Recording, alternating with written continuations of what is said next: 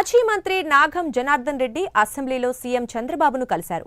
Obulapuram mining అంశంలో ఉమ్మడి రాష్ట్రంలో టీడీపీ నేతలు చేసిన ఉద్యమాలపై నాడు కేసులు నమోదయ్యాయి.